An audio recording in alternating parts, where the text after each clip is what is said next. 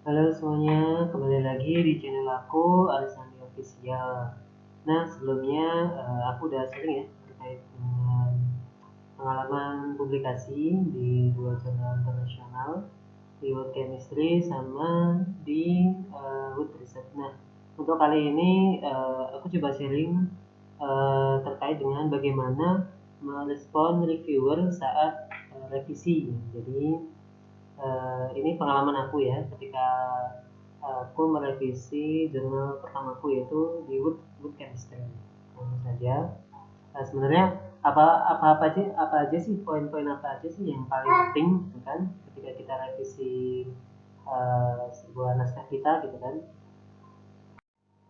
Nah, jadi teman-teman ketika ini pengalamanku aja ya.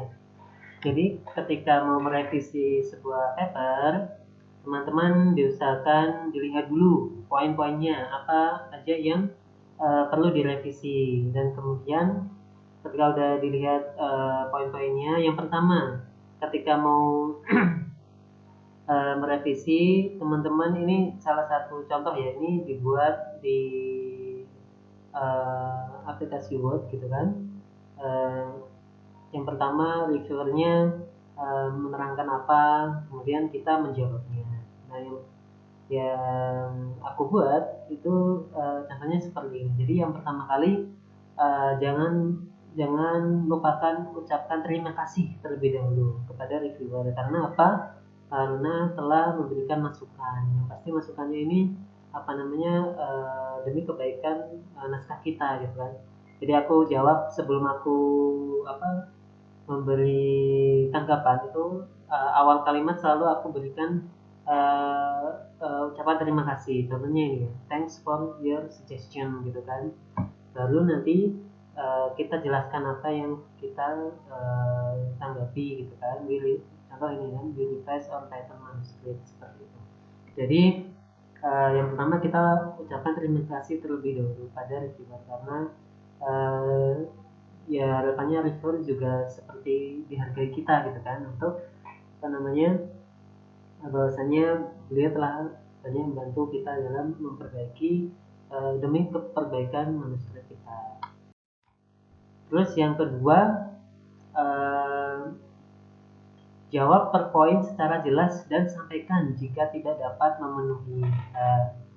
Jadi ketika teman-teman merevisi naskah teman-teman, jangan lupa dijawab per poin secara jelas. Ini kan contohnya nih, intinya reviewer kan meminta dan sampaikan jika tidak dapat memenuhi. Jadi kasus uh, ini reviewer itu minta dalam identifikasi itu menggunakan Kevat Index dan kuantifikasi. Namun aku itu belum bisa melakukan gitu kan.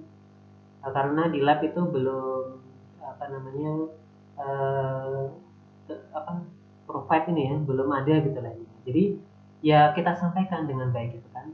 Kita sampaikan dengan baik kalau kita, apa namanya kita belum bisa melakukan, namun jangan lupa di next research atau di further research kita akan mencoba untuk menggunakan saran reviewer ini gitu kan. Seperti itu. Meskipun demikian meskipun kita nggak apa namanya belum bisa menggunakan saran dari reviewer, ini kan harus apa reviewer saran untuk memberikan Covat Index gitu. Kita coba apa namanya alternatif lain dalam mengidentifikasi. Akhirnya aku juga mencoba apa namanya menggunakan cara lain, yaitu salah satu dengan komponen standar, kemudian dengan dikalibrasi dengan apa MS-nya GCMS gitu kan, spectral library seperti itu. Dan jangan lupa teman-teman diberi penjelasan secara jelas itu teman-teman merevisi di mana, kemudian yang berupa apa itu dijelasin dengan jelas di ini yang aku tandain misalnya di in text 6 line 2 sampai 4. Nah, ini contohnya seperti itu ya teman-teman. Jangan sampai kelupaan memberikan penjelasan ini. Jangan sampai nanti reviewernya bingung lah, ini yang diperbaiki mana, ini yang apa namanya, yang diubah mana gitu kan. Jangan lupa dikasih tahu mana improvementnya dengan penjelasan apa, halaman berapa, kemudian baris berapa yang kita ubah. Dan jika tidak dapat memenuhi ya kita sampaikan, ini karena kami nggak bisa memenuhi ya kami sampaikan gitu kan. Dengan meminta maaf terlebih dahulu gitu, we apologize that we have not used comfort index ya, dan seterusnya. Tapi we will try to provide the chemical comfort index in further research. Jadi kita coba in the next research kita menggunakan comfort index tersebut. Next ya. Nah, yang ketiga ini tunjukkan effort untuk menjawab pertanyaan dari reviewer atau saran dari reviewer. Ya, jadi ini juga sangat penting teman-teman. Contoh di sini, ini kan aku ngasih beberapa reference ya. Jadi ini komprehensif sekali. Intinya ini kan penelitiannya terkait dengan kayu apa, Lipofila ekstraktif gitu kan di kulit dan kayu gitu kan intinya. Namun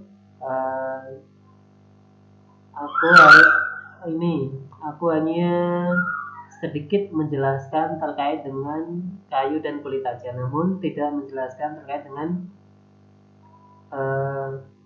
apa namanya, nih not simple good as they also state but jadi lupa nih.